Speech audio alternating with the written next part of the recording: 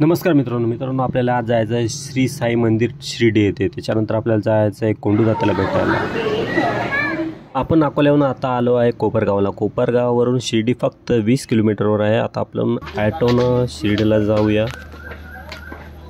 Proper शिर्डीला train नाही, त्यासाठी आपण कोपरगावला आलो।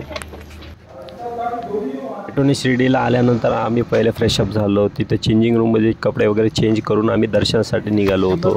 फोटोशूट वगैरे केला, तुम्ही बघू शकता। एकदम सुंदर देवस्थान, सर्वात मोठं देवस्थान हे आहे मित्रांनो। इथं लड्डू काउंटर आहे, इथे आम्ही लड्डू वगैरे घेतले होते। इथून आम्ही सर्व मोबाईल वगैरे चेक करून अंदर ठेवून दिला। त्यानंतर आम्ही दर्शनाच्या रांगेत राहिले। कृष्णा भावाचे फोटोशूट वगैरे केले।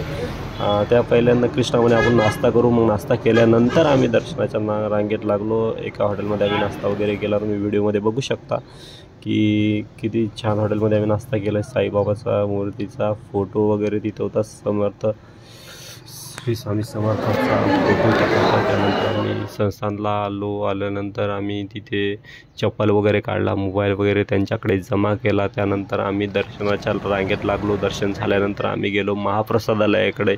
आम्ही महाप्रसादालयाकडे गेल्यानंतर आम्हाला खूप छान वाटलं। तिथचं वातावरण खूप छान होतं, झाडं वगैरे हिरवंगार सर्व मस्त होतं। तिकडे गेल्यानंतर तुम्ही बघू शकता सर्वात मोठा हॉल प्रसादालयाचा, सर्वात मोठा हॉल तिथे आहे, डायनिंग हॉल आहे।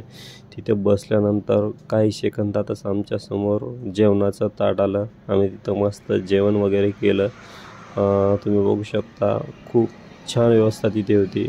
जेवण झाल्यानंतर आम्ही लगेच निघलो श्रीरामपूरला। तिकडे नानाच्या घरी प्रोग्राम होता, तिकडे आलो। तिकडे मंडप वगैरे टाकला होता, नानाच्या घरी आलो। चहा पाणी झाला, मग जेवणाची व्यवस्था त्यांनी केली होती। पण आम्ही जेवण करून आल्या कारणाने जेवलो नाही। तिथे कोंडू तात्या येणार होता, मोठे मोठे फेम तिथे येणार होते, तर त्यांच्या भेटीगाठी झाल्या, फोटोशूट वगैरे केला। तुम्ही बघू शकता हे नानाचं गाव आहे, नानाचं हे गाई आहेत, नानाचं हे पूर्ण एरिया आहे, पूर्ण त्यांचा शेती आहे। खूप छान असं गाव आहे त्यांचं। मित्रांनो हे फोटोशूट वगैरे केल्यानंतर आम्ही निघालो घराकडे।